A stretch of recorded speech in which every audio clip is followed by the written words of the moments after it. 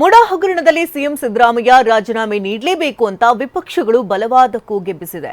ಆದರೆ ಸಿದ್ದರಾಮಯ್ಯ ಮಾತ್ರ ರಾಜೀನಾಮೆ ಕೊಡಲ್ಲ ಅಂತ ಕಡ್ಡಿ ಮುರಿದಂತೆ ಹೇಳ್ತಿದ್ದಾರೆ. ಇದರ ಮಧ್ಯೆ ಅವರು ತಮ್ಮ ರಕ್ಷಣೆಗೆ ಏನೆಲ್ಲ ಮಾಡಬೇಕು ಅದನ್ನು ಮಾಡುತ್ತಿದ್ದಾರೆ. ಈ ಎಲ್ಲಾ ಬೆಳವಣಿಗೆಗೆ ಸಂಬಂಧಿಸಿದ ಸ್ಟೋರಿಯನ್ನು ನೋಡೋಣ. ಸಿದ್ದು ಎಫ್ಐಆರ್ ಭೀತಿ ನ್ಯೂಸ್ ಟಾಪ್ನಲ್ಲಿ. ಮುಡಾ ಹಗರಣದಲ್ಲಿ ಲೋಕಾಯುಕ್ತ ಸುಳಿಗೆ ಸಿಲುಕಿರುವ ಸಿಎಂ ಸಿದ್ದರಾಮಯ್ಯಗೆ ದಿನದಿನಕ್ಕೂ ಟೆನ್ಷನ್ ಹೆಚ್ಚಾಗ್ತಾ ಇದೆ. ಮೊನ್ನೆಯಷ್ಟೇ ಮೈಸೂರು ಲೋಕಾಯುಕ್ತ ಎಸ್ಪಿಗೆ ಎಫ್ಐಆರ್ ದಾಖಲಿಸಿ ತನಿಖೆ ನಡೆಸುವಂತೆ ಜನಪ್ರತಿನಿಧಿಗಳ ವಿಶೇಷ ಕೋರ್ಟ್ ಸೂಚಿಸಿತ್ತು. 3 ತಿಂಗಳೊಳಗೆ ವರದಿ ನೀಡುವಂತೆ ಡೆಡ್ಲೈನ್ ವಿಧಿಸಿತ್ತು. ಇದೀಗ ಸಿದ್ದರಾಮಯ್ಯ ವಿರುದ್ಧ ಎಫ್ಐಆರ್ ದಾಖಲಿಸಲು ಲೋಕಾಯುಕ್ತ ಸಿದ್ಧತೆ ನಡೆಸಿದೆ. ಮುಖ್ಯಮಂತ್ರಿ ಸಿದ್ದರಾಮಯ್ಯ ವಿರುದ್ಧ ಎಫ್ಐಆರ್ ದಾಖಲಿಸುವ ಸಂಬಂಧ ಮತ್ತು ಪ್ರಕರಣದ ಮುಂದಿನ ಹಂತದ ತನಿಖೆ ಬಗ್ಗೆ Lokayukta IGP, ADGP, Mysuru Lokayukta SP ನಿನ್ನೆ ಸಭೆ ನಡೆಸಿದ್ರು. ಸಭೆ ಬಳಿಕ ಲೋಕಾಯುಕ್ತ ಮೈಸೂರು ಎಸ್ಪಿ ಉದೇಶ್ ಅವರು ಜನಪ್ರತಿನಿಧಿಗಳ ವಿಶೇಷ ಕೋರ್ಟ್ಗೆ ಆಗಮಿಸಿ ಆದೇಶ ಪ್ರತಿ ಪಡೆದ್ರು.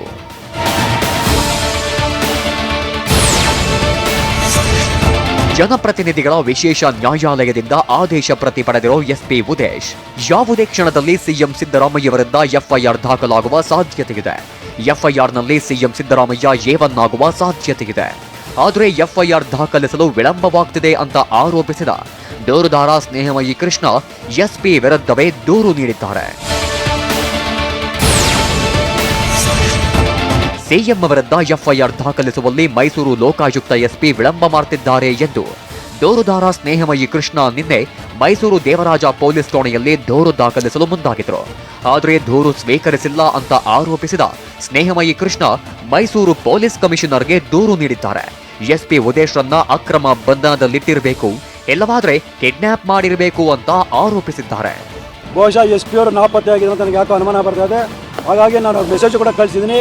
3 ಗಂಟೆ ಒಳಗೆ ನೀವು ಮಧ್ಯಾಹ್ನ 3 ಗಂಟೆ ಒಳಗೆ ಸ್ಪಂದಿಸಲಿಲ್ಲ ಅಂದರೆ ಮೈಸೂರು ಲೋಕಾಯುಕ್ತ ಎಸ್ಪಿ ಕಾಣೆ ಆಗಿದ್ದಾರೆ ಅಂತೇಳಿ ನಾನು ಪೊಲೀಸರು ದೂರು ಕೊಡೋದು ಅನಿವಾರ್ಯ ಆಗುತ್ತೆ ಅಂತ ಹೇಳಿದ್ದೀನಿ. ಲೋಕಾಯುಕ್ತ ಕೂಡ ಹೇಗೆ ಸಿದ್ದರಾಮಯ್ಯವರ ಪ್ರಭಾವಕ್ಕೊಳಗಾಗಿ ಕೆಲಸ ಮಾಡ್ತೀನಿ ಅನ್ನೋದು ಇಡೀ ದೇಶ ಗಮನಿಸಬೇಕಾಗಿದೆ. ರಾಜ್ಯ ಸರ್ಕಾರ ವರ್ಸಸ್ ರಾಜ್ಯಪಾಲರ ನಡುವಿನ ಸಂಘರ್ಷ ಮತ್ತೊಂದು ದಿಕ್ಕಿಗೆ ಹೊರಳಿದೆ. ಭರ್ಜರಿ ಗೇಮ್ ಪ್ಲಾನ್ ಮಾಡಿರೋ ಸಿಎಂ ಸಿದ್ದರಾಮಯ್ಯ ರಾಜ್ಯಪಾಲರ ವಿರುದ್ಧ ಮತ್ತೊಂದು ದಾಳ ಉರುಳಿಸಿದ್ದಾರೆ. ರಾಜ್ಯಪಾಲರು ಪದೇ ಪದೇ ಸರ್ಕಾರಕ್ಕೆ ಪತ್ರ ಬರೆಯುತ್ತಿದ್ದಾರೆ. ಹೀಗಾಗಿ ರಾಜ್ಯಪಾಲರ ಯಾವುದೇ ಪತ್ರಗಳಿಗೆ ಕಾರ್ಯದರ್ಶಿಗಳು ಉತ್ತರಿಸದಂತೆ ಕ್ಯಾಬಿನೆಟ್ನಲ್ಲಿ ನಿರ್ಣಯ ತೆಗೆದುಕೊಳ್ಳಲಾಗಿದೆ. ಏನೇ ಇದ್ರೂ ನೇರವಾಗಿ ಉತ್ತರಿಸದಂತೆ ಕಾರ್ಯದರ್ಶಿಗಳಿಗೂ ಸೂಚನೆ ನೀಡಿದೆ. ಅಗತ್ಯವಿದ್ದರಷ್ಟೇ ಸಂಪುಟ ಸಭೆಯ ಮೂಲಕವೇ ಉತ್ತರಿಸಲು ಕ್ಯಾಬಿನೆಟ್ನಲ್ಲಿ ತೀರ್ಮಾನಿಸಲಾಗಿದೆ. ಮುಡಾ ಹಗರಣದಲ್ಲಿ ಸಿಬಿಐ ತನಿಖೆಗೆ ನೀಡಬೇಕು ಅಂತ ವಿಪಕ್ಷದವರು ಆಗ್ರಹಿಸುತ್ತಿದ್ದಾರೆ. ದೂರುದಾರರು ಸಹ ಸಿಬಿಐ ತನಿಖೆಗೆ ಒತ್ತಾಯಿಸಿದ್ದಾರೆ. ಹೀಗಾಗಿ ಹೊಸ ದಾಳ ಉರುಳಿಸಿರೋ ಸಿಎಂ ಸಿದ್ದರಾಮಯ್ಯ ಸಿಬಿಐಗೆ ಇದ್ದ ಅಧಿಕಾರವನ್ನೇ ಮೊಟಕುಗೊಳಿಸಿದ್ದಾರೆ. ಮುಂದೊಂದು ದಿನ ಕೋರ್ಟ್ ಆದೇಶ ಪಡೆದು ಸಿಬಿಐಗೆ ದೂರು ನೀಡುವ ಅವಕಾಶ ದೂರುದಾರರಿಗಿದೆ. ಹೀಗಾಗಿ ನಿನ್ನೆ ನಡೆದ ಸಚಿವ ಸಂಪುಟ ಸಭೆಯಲ್ಲಿ ಮುಖ್ಯಮಂತ್ರಿ ಇಂತಹ ನಿರ್ಧಾರ ಕೈಗೊಂಡಿದ್ದು ಚರ್ಚೆಗೆ ಗ್ರಾಸವಾಗಿದೆ. ಯಾರಾದರೂ ಸಿಬಿಐಗೆ ದೂರು ನೀಡಿದ್ರೆ ಸಿಬಿಐ ನೇರವಾಗಿ ತನಿಖೆ ನಡೆಸಬಹುದು. ಇಂತಹದ್ದೊಂದು ಅವಕಾಶ ದೂರುದಾರರಿಗೆ ಸಿಗುತ್ತೆಂಬ ಲೆಕ್ಕಾಚಾರ ಹಾಕಿರೋ ಸಿಎಂ ಸಿದ್ದರಾಮಯ್ಯ ಸಿಬಿಐ ಮುಕ್ತ ತನಿಖೆಗೆ ಇದ್ದ ಅಧಿಸೂಚನೆ ಹಿಂಪಡೆಯಲು ತೀರ್ಮಾನಿಸಿದ್ದಾರೆ. ಸಿಬಿಐ ಪರವಾಗಿ ಇದ್ದ ಅಧಿಸೂಚನೆ ವಾಪಸ್ ಪಡೆಯಲು ಕ್ಯಾಬಿನೆಟ್ ನಿರ್ಧರಿಸಿದೆ. ಸಿಬಿಐಗೆ ನೀಡಿದ್ದ ಮುಕ್ತ ಅನುಮತಿ ಅಧಿಸೂಚನೆಯನ್ನ ಸಚಿವ ಸಂಪುಟ ಸಭೆಯಲ್ಲಿ ವಾಪಸ್ ಪಡೆಯಲಾಗಿದೆ.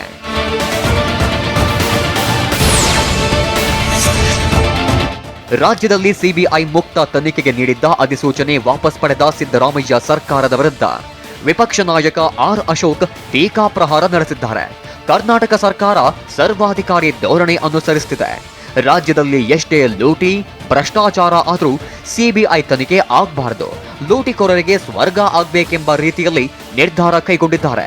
ಇದು ನಾಚಿಕೆಗೇಡು ಎಂದು ವಾಗ್ದಾಳಿ ನಡೆಸಿದ್ದಾರೆ. ಲೂಟಿಕೋರರಿಗೆ ಒಂದು ಸ್ವರ್ಗ ಆಗಬೇಕು ಕರ್ನಾಟಕ, ಆ ರೀತಿಯ ತೀರ್ಮಾನವನ್ನ ಸಿಬಿಐ ಕರ್ನಾಟಕಕ್ಕೆ ಬರಬಾರದು ಅನ್ನೋ ರೀತಿಯಾದಂಥ ತೀರ್ಮಾನವನ್ನ ತೆಗೆದುಕೊಂಡಿರುವಂಥದ್ದು ಸರ್ಕಾರಕ್ಕೆ ನಾಚಿಕೆಗೇಡಿನ ಸಂಗತಿ.